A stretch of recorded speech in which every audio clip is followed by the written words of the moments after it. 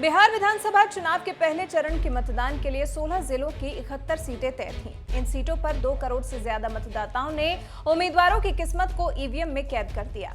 अब जब पहले चरण के लिए मतदान बुधवार को था तो फिर आचार संहिता भी लागू कर दी गई थी, लेकिन शायद राहुल गांधी आचार संहिता के नियमों को भूल गए थे या फिर यही भूल गए थे कि बिहार में पहले चरण का मतदान आज ही था और आज ही उन्होंने एक ट्वीट के जरिए अपने लिए नई परेशानियों को जन्म दे दिया है। दरअसल बिहार बीजेपी ने कांग्रेस नेता राहुल गांधी के खिलाफ शिकायत दर्ज कराई है। उन पर आचार संहिता के उल्लंघन का आरोप लगाया है, क्योंकि वोटिंग शुरू होने से कुछ ही देर पहले राहुल गांधी ने बिहार की जनता से महागठबंधन के समर्थन में वोट देने की अपील कर दी। कांग्रेस के पूर्व अध्यक्ष राहुल गांधी ने बुधवार को मतदाताओं से न्याय, रोजगार और किसान मजदूर के लिए महागठबंधन के पक्ष में मतदान करने की अपील की। ट्वीट कर लिखा, इस बार न्याय, रोजगार, किसान मजदूर के लिए आपका वोट हो सिर्फ महागठबंधन के लिए।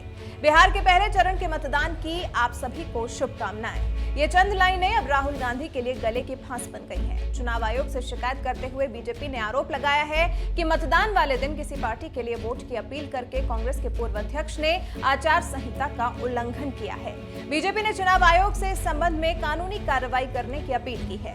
आपको बता दें, पहले चरण के चुनाव के लिए नीतीश कुमार की जेडीयू 71 में से 35 सीटों पर चुनाव लड़ रही थी, जबकि उसकी सहयोगी पार्टी बीजेपी पहले चरण में 29 सीटों के साथ मैदान में थी। विपक्षी दल आरजेडी 42 सीटों पर और कांग्रेस के पास पहले चरण के चुनाव के लिए 20 सीटें थीं। वहीं चिराग पासवान की लोक जनशक्ति पार्टी, जो इस बार एनडीए से अलग होकर चुनाव लड़ रही है, पहले चरण में उनके 41 उम्मीदवारों की साख दांव पर लगी थी। 41 में से 35 उम्मीदवार चिराग पासवान ने नीतीश कुमार के खिलाफ उतारे थे।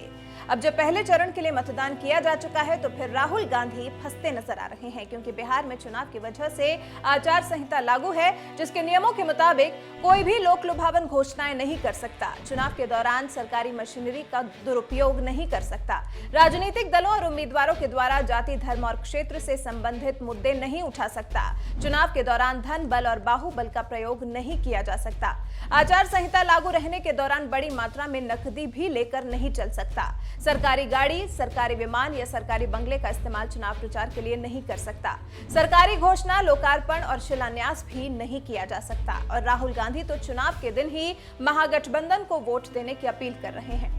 आपको बता दें, पहले चरण के लिए मतदान के बाद 3 नवंबर 2020 को 17 जिलों की 94 सीटों पर मतदान किया जाएगा। उसके बाद तीसरे चरण का चुनाव 7 नवंबर को होगा और फिर उसके बाद 10 नवंबर को आएगा फैसला।